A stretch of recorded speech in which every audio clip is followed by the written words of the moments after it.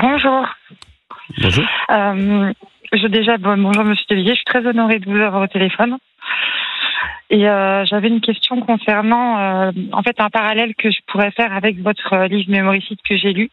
Et j'aurais voulu savoir si de votre côté vous trouvez que l'arrêt justement de la chaîne C8 et en l'occurrence de l'émission de Cyril Hanouna pouvait être considéré vraiment à proprement parler comme un mémoricide justement.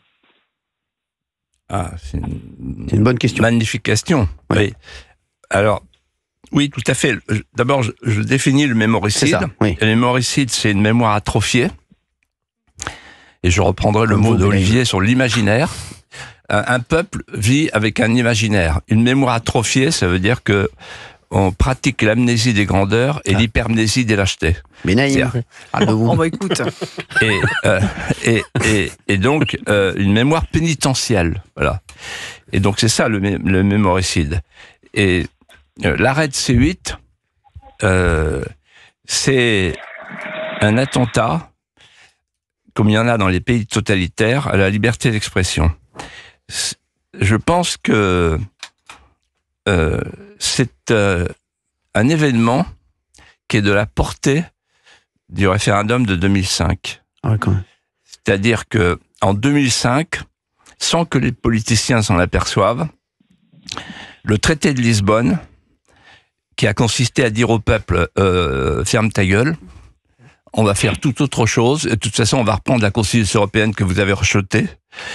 C'est un événement qui a raviné toute la classe politique et qui a encore de l'influence aujourd'hui. C'est-à-dire c'est le début du décrochage entre Métropolia et Périphéria, entre les somewhere et les anywhere. Les anywhere qui gouvernent et qui disent le peuple on s'en fout, il est gênant, on va essayer de s'en débarrasser, en tout cas de lui fermer la goule.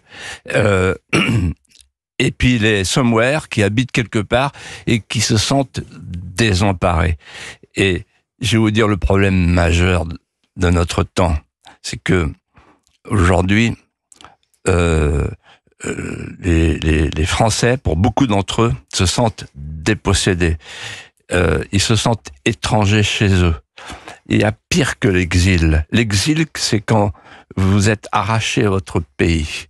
Mais il y a pire que l'exil, c'est l'exil intérieur, lorsque vous êtes dans votre pays et que vous n'y reconnaissez plus ce qui l'a fait aimer à vos yeux.